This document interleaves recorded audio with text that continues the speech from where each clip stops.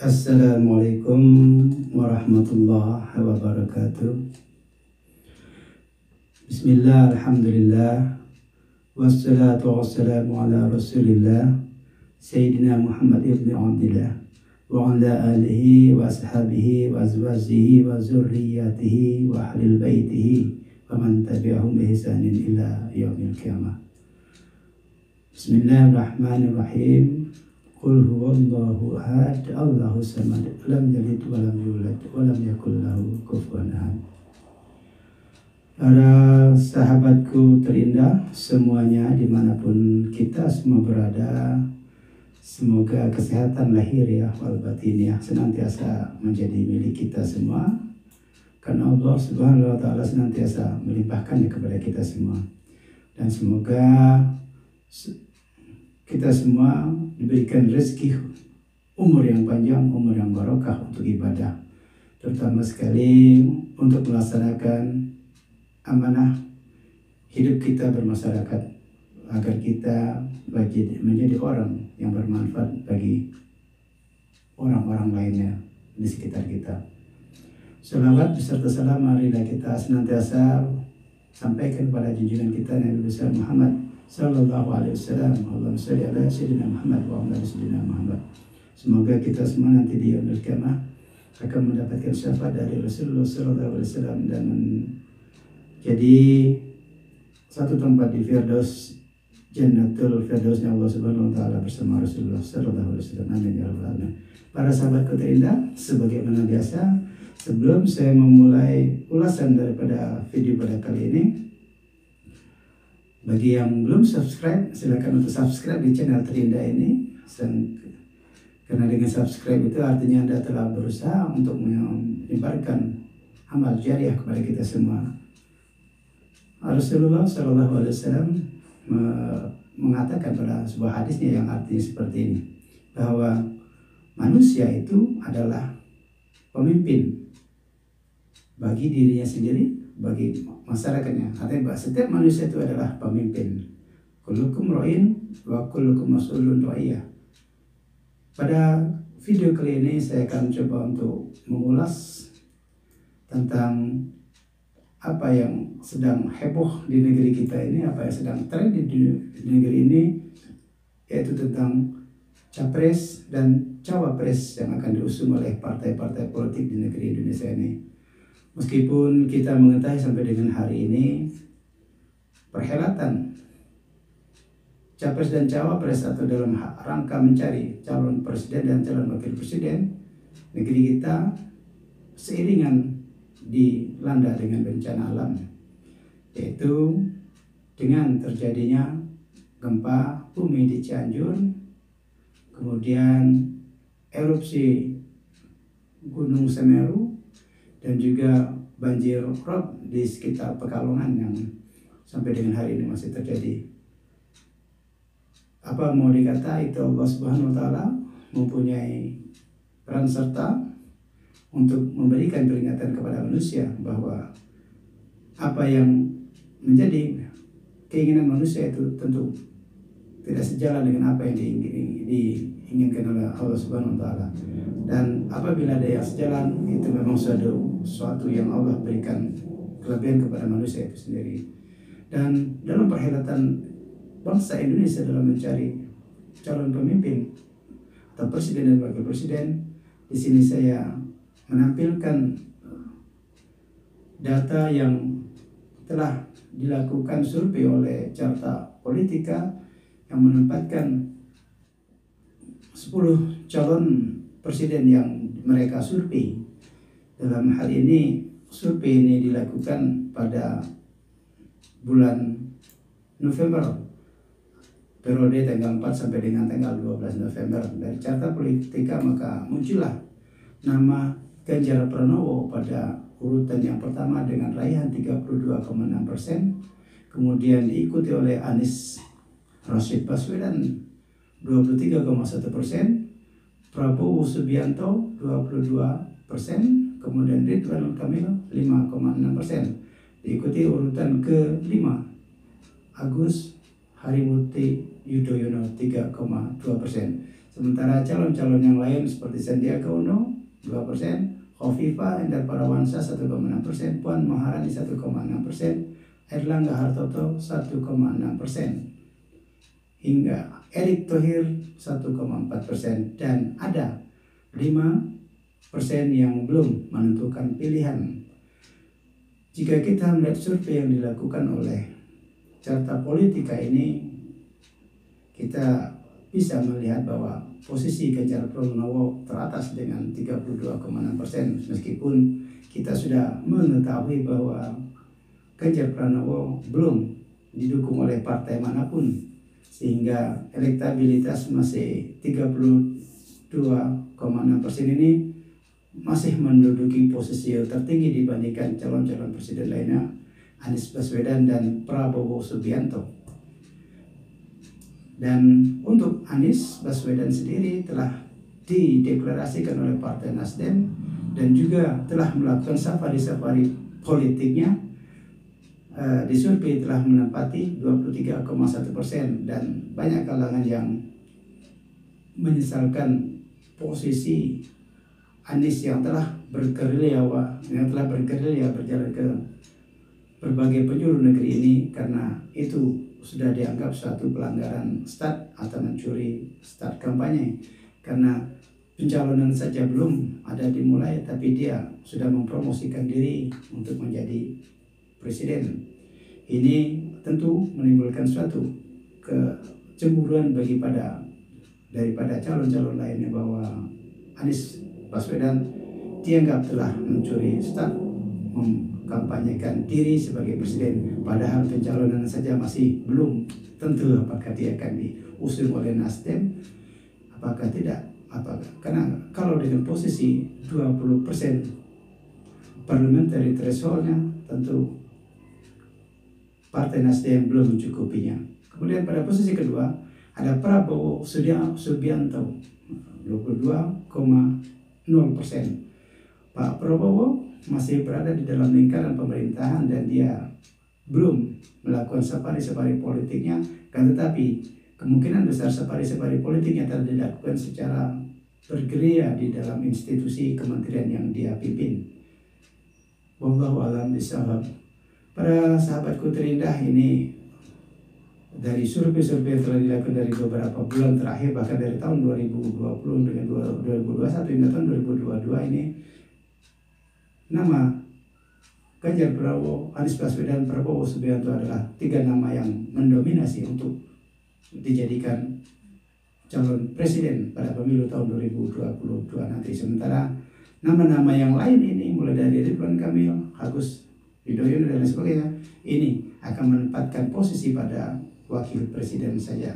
Kemudian mari kita lihat lagi pada survei yang berikutnya, di mana survei ini dicoba untuk dipasangkan dengan formulasi yang berbeda-beda. Yang pertama, jika Pak Prabowo dipasangkan dengan Anies Baswedan, maka dia akan mencapai peraihan suara 23,4%.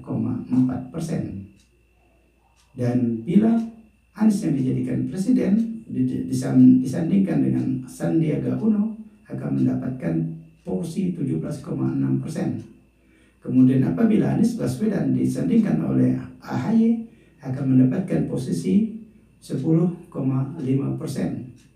Tambah lagi dengan Ganjar Pranowo, jika disandingkan dengan Ridwan Kamil, dia akan hanya mencapai 8,3%. Kemudian Prabowo didampingi oleh Puan Maharani hanya mencapai 8,3%. Lagi-lagi pemasangan calon-calon presiden dan wakil presiden ini adalah diusulkan atau disimulasikan oleh lembaga survei itu sendiri, mana yang memungkinkan mereka untuk dipasangkan pada pemilu tahun 2024 nanti. Karena simulasi-simulasi yang masih terus berjalan hingga hari ini itu masih sangat patut dilakukan oleh setiap lembaga survei. Tentunya kita berharap lembaga survei ini tidak memihak atau tidak dibiayai oleh salah satu kandidat, karena Jika itu yang terjadi, tentu kita akan sangat menyesalkan. Tentu akan terjadi kecenderungan untuk meningkatkan popularitas atau elektabilitas daripada calon yang mereka usung atau calon yang membiayai survei-survei mereka itu. Kemudian kita lihat pada gambar yang berikutnya. Ini adalah merupakan elektabilitas capres yang dilakukan oleh surveyor Indopol, Carta Politika, dan Foxpol. Jadi pada bagian ini, pada tabel ini kita melihat 3 buah lembaga survei ternama di Indonesia menempatkan, khusus yang pertama itu Indopol, survei melakukan surveinya pada tanggal 8 hingga 14 November tahun 2022 dan mendapatkan bahwa Anies mencapai angka 30,33%. Kemudian diikuti oleh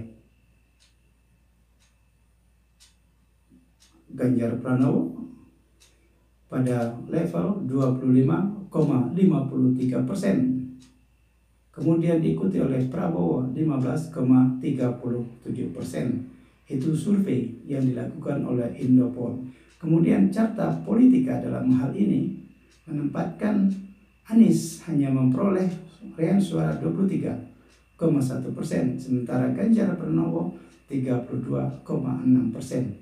Kemudian Prabowo menempati 22,0% pada periode 4 hingga 12 November tahun 2022. Kemudian pada Foxpol Center yang melakukan survei pada tanggal 22 Oktober hingga 7 November menempatkan bahwa Anies Baswedan meraih suara 23,6%. Kemudian diikuti oleh Ganjar Pranowo 22,0% dan Prabowo Subianto pada 18,6%. Lagi-lagi ini lembaga survei yang berbeda menunjukkan posisi juga yang berbeda dan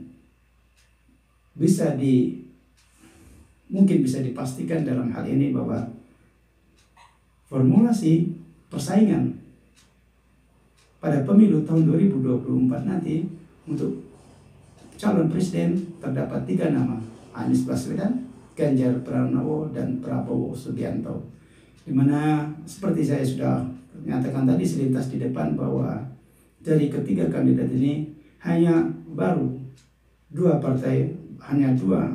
calon presiden yang sudah dideklarasikan sebagai calon presiden, yaitu Anies Baswedan dan Prabowo, di mana Prabowo diusung oleh partainya sendiri yaitu Gerindra. Tetapi Prabowo belum melakukan manuver-manuver politik karena ada sedikit ganjalan dalam dirinya bahwa dia masih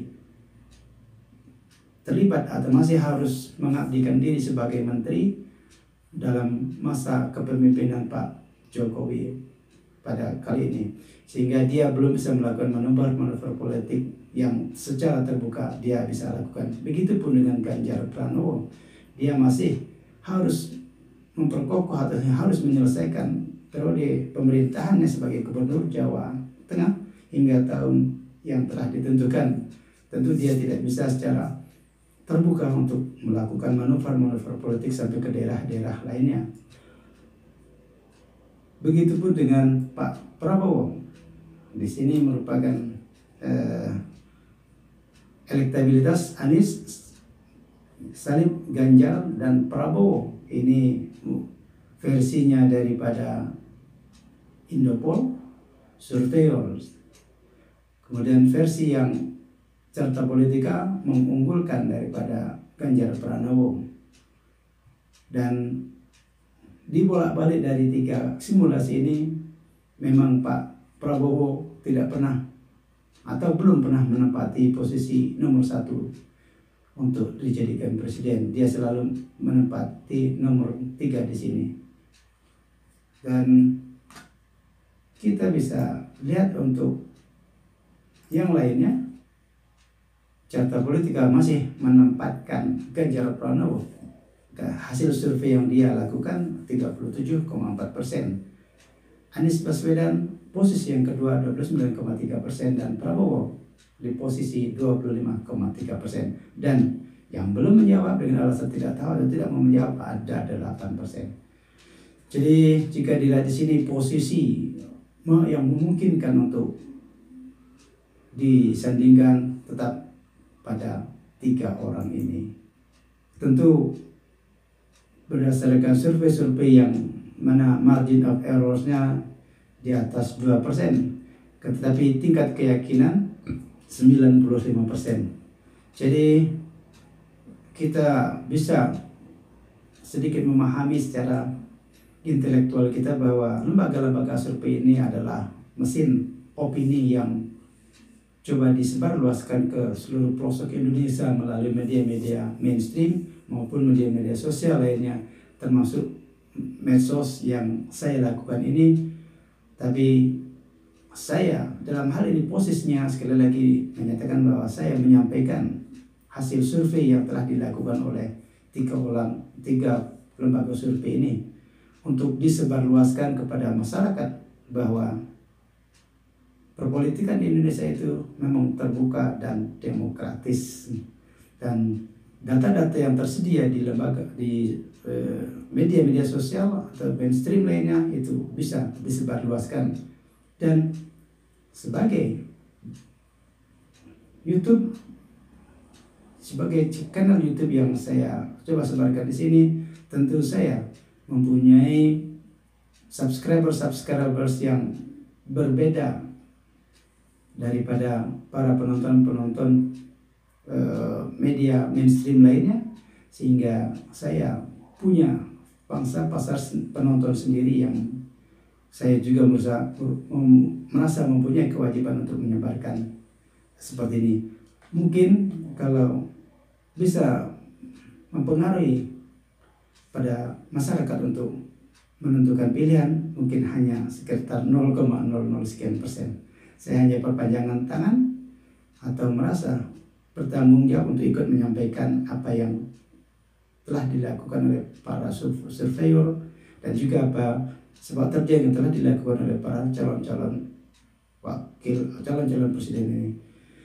Dan tentu 3 nama kita tidak bisa hilangkan begitu saja, Ganjar Pranowo, Anies Baswedan dan Prabowo Subianto sebagai presiden, dan tentu mereka tak akan mampu untuk memenangkan pertandingan sebagai presiden dan wakil presiden, karena partai politik yang mengusung mereka itu sangat minim, karena KPU dan juga pemerintah telah masih menentukan ambang batasnya yaitu 20%. Tentu formulasi 20% itu hanya memungkinkan untuk muncul 3 kandidat capres dan cawapres saja. Karena jika muncul 4, itu kemungkinan kecil sekali untuk bisa mencapai 20% masing-masing kandidat. Dan kemenangan tentu akan bisa diraih apabila para kandidat presiden tersebut menentukan pilihan wakil presidennya yang tepat sasaran. Di sini ada formulasi untuk dijadikan wakil presiden, itu ada Ridwan Kamil, Agus Yudhoyono, Sandiaga Uno, Kofifa, Puan Maharani, Airlangga Hartarto, dan Erick Thohir. Dan semoga di akhir tahun 2022 ini, khususnya di 31 Desember mungkin, atau sebelum tanggal 31 Desember, kita telah mendapatkan pasangan calon presiden dan calon wakil presiden yang diusung oleh partai-partai tertentu. Dan tentu kita sebagai masyarakat di sini melalui media ini, saya mengajak kita semua warga masyarakat, khususnya para subscriber channel Terindah, atau bagi yang belum subscribe di channel Terindah ini, silakan untuk subscribe dulu, karena sejumlah informasi-informasi yang sangat penting bisa Anda dapatkan di sini. Saya mengajak kita semua untuk memilih dengan cerdas calon pemimpin kita di masa yang akan datang. Yang perlu kita ketahui bahwa pada pemilu tahun 2024 nanti ini ada sejumlah kertas suara yang akan kita bawa ke dalam bilik suara. Yang pertama adalah kertas suara untuk calon anggota legislatif tingkat 2 kabupaten atau kota. Yang kedua adalah untuk calon anggota DPRD tingkat 1 atau DPRD provinsi. Kemudian ada kertas pencoblosan yang ketiga, yaitu untuk DPR RI. Ada 3. Kemudian kartu atau surat suara yang keempat, yaitu untuk DPD. Ada 4 kan kartu yang harus kita coblos. Kartu yang kelima yang harus juga kita coblos, yaitu pemilihan kepala daerah, khusus bagi daerah-daerah yang saat ini sudah diambil alih atau di PLT-kan oleh para pejabat di daerah masing-masing. Sehingga daerah-daerah yang kepala daerahnya telah PLT ini akan mendapatkan surat suara yang ke-5, yaitu para kandidat kepala daerah di daerah masing-masing. Akan tetapi bagi kepala daerah yang di luar itu tentu mereka tidak mendapatkan surat suara yang ke-5. Kemudian surat suara yang ke-6, yaitu calon presiden dan wakil presiden yang akan kita pilih. Jadi kepada masyarakat luas nanti perlu dipahami bahwa sebanyak 6 surat suara yang akan kita bawa itu tentulah harus kita pilih secara seksama. Pilihlah para kandidat-kandidat yang memang Anda benar-benar yakini kejujurannya, yang Anda benar-benar yakini bisa memegang amanah yang insya Allah Anda embankan kepada mereka. Dan ke-6 surat suara ini merupakan kunci daripada masa depan kita minimal untuk 5 tahun ke depan. Makanya jangan kita memilih para kandidat yang memberikan uang sebagai money politik kepada Anda semua. Bagaimanapun caranya, cari atau tentukan pilihan mereka, pilihan kita semua, untuk memilih mereka yang benar-benar amanah menurut keyakinan kita, tanpa memberikan embel-embel jasa atau memberikan money politik di kontestasi pemilihan tersebut, mulai dari DPRD tingkat 2, tingkat 1, DPD, DPR RI, pilkada, dan juga pilpres.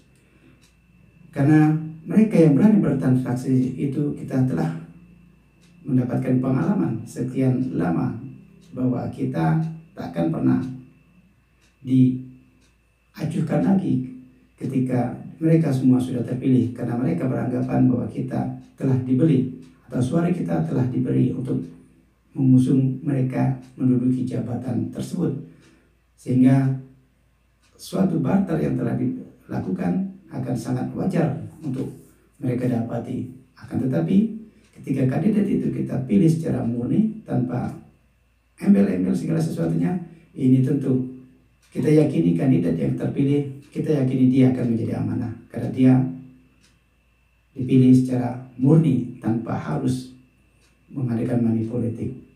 Seperti yang kita mungkin sama-sama ketahui bahwa disinyalir oleh Bawaslu nanti saluran untuk memberikan money politik bisa dilakukan oleh para kandidat-kandidat yang curang dalam tanda kutip ini, memberikan money politik dengan melalui e-wallet atau semacam uang virtual yang mereka transfer ke rekening kita masing-masing atau ke akun kita masing-masing, agar mungkin Bawaslu atau KPU tidak bisa melacak money politik yang mereka lakukan. Akan tetapi seperti kita lihat di berita-berita bahwa Bawaslu telah mengendus motif atau modus yang mungkin akan dilakukan, yaitu dengan cara transfernya melalui uang virtual. Wallahu a'lam bishawab.